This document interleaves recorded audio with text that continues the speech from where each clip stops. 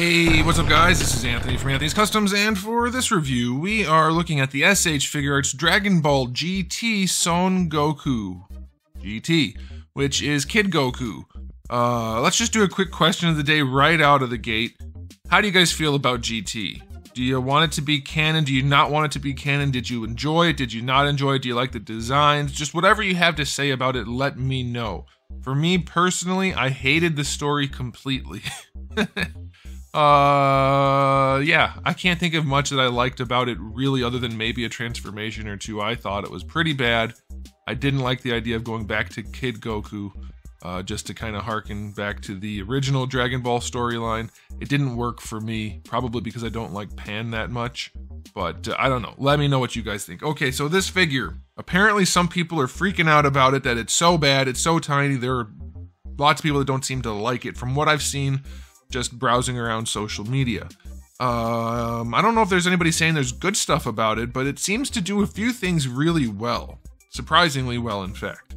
So, I might have a contentious opinion about this figure. We'll see. So let's go ahead and get it off the stand and take a closer look. Alrighty, before we get into the figure, let me just give you a quick look at my package. It is a small package, obviously, to fit a small figure, but it looks fine. Yellow background to go with the yellow pants. You get the artwork, or the photo right here. That's nice. Some decent photos on the side. Your usual spread of things. It's a standard package. Nothing special at all. And mine's smudgy. Made in Vietnam. They smudged it up in Vietnam. That's a Vietnamese smudge. Okay, let's move on to the figure. He is tiny. Tiny, tiny, tiny. By far the smallest Goku. To the top of where his head would be, roughly about, well, a little shy of, let's say, 8 centimeters, including the hair, about 9.5 centimeters. He is tiny. That's about 3, let's say 3 inches, and then 3 3/4. It's ridiculously small. There's Darwin. It's the smallest Goku without even anybody coming close.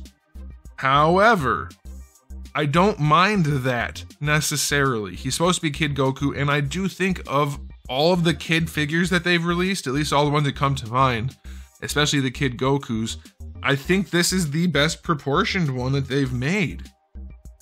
Like, should they all be this small? No, that's not what I'm saying. I'm saying between the size of the head with the body and the musculature and the limb length and everything, I think they captured the kid look properly for Dragon Ball. This is not obviously anatomically accurate for a child, but in anime terms, in Dragon Ball terms, this looks pretty darn good if you ask me. I have to say, I think it looks really good, in fact.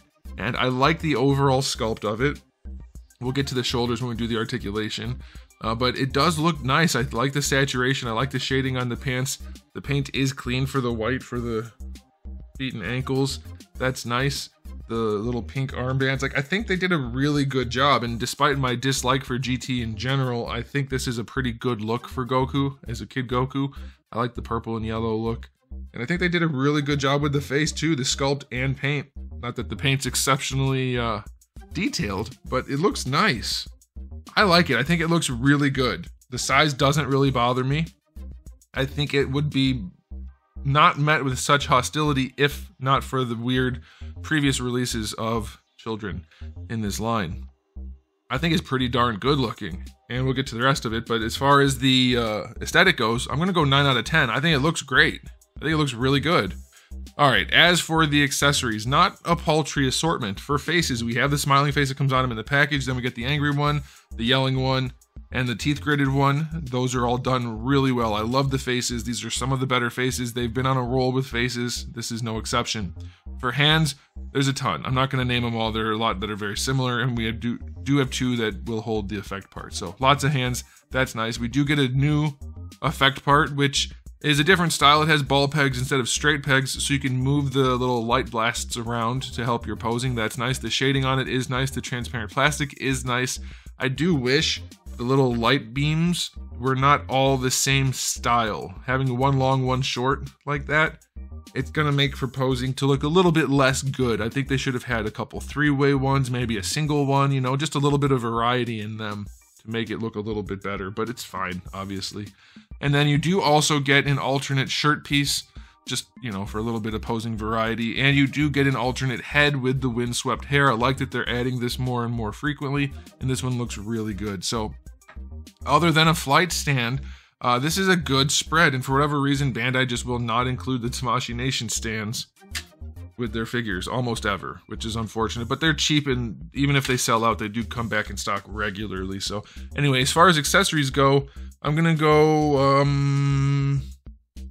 don't know, 9 out of 10. I don't know what else I really need. I mean, okay, so you could add a lot of stuff, I guess, technically speaking, but this is a good spread. Hands, faces, clothes, head, effect part. That's a good spread of accessories. Yeah, I'm gonna stick with 9. I like it.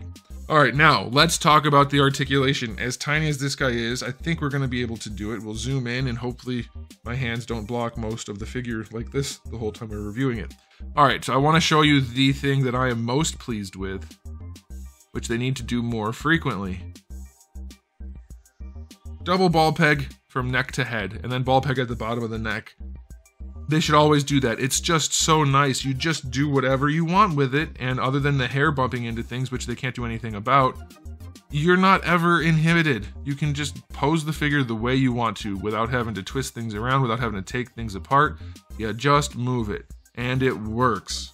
Double ball pegs for the neck, always the way to go, at least on humanoids. It's awesome. Works great. No problem at all. Shoulder joint on this guy. We'll get to the actual shoulder in a minute. We have this newer style with the ball peg combo, which actually works well. You can make it look weird if you want to, but you do get really solid range out of it, given the simplicity, and that's what I've been saying for a long time. You can be simple and have good functionality. He can bring his arm across his chest a little bit, that's fine. You can bring the arm up, down, move it all around. This is a floating piece, so you can adjust it to look correct, no matter how you're posing the arm. It works really well. I have no problem with the socket for the shoulder. For the shoulder itself, though, it looks good from the front, but they did the same thing they did with that Narudi lady. I don't care for that. It's not the worst thing in the world, especially on a smaller figure. I get that they're trying to simplify things. I don't really care for that. I don't hate it, especially on this guy. It works well enough, but it's not absolutely necessary. And I think I would have just rather had a full-on bicep swivel and ball hinge shoulder. But it's okay on this guy. It's functional. He gets the full rotation, of course. There is no real bicep swivel, though, so that's what is the problem here. Like, you kind of get it, but not really. The elbow swivels a little bit, but not a ton. So yeah, I think I definitely still prefer just a full-on ball hinge. But on this guy, it works well enough. You get some down here and some motion up here with the ball peg.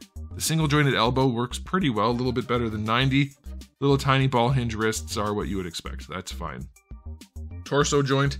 Feels like just a single ball peg, honestly, but it moves around well enough. For a figure this size, you should be okay.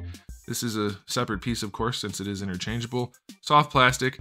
This piece down here is curved a lot and is connected up here, so you don't get a lot of flex, but you also couldn't do it anyway because they put his cheeks on him, on the hard plastic.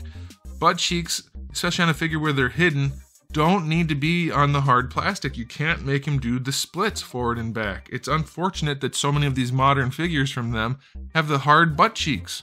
Put them on the legs. Stop making it so that we can't do forward and back splits. That's really unfortunate, but he can kick pretty high, so that works nicely. And then going out to the side, let's see. Yeah, basically full on splits. So it works really well. What's there other than the cheeks? You do get your thigh swivel baked in there.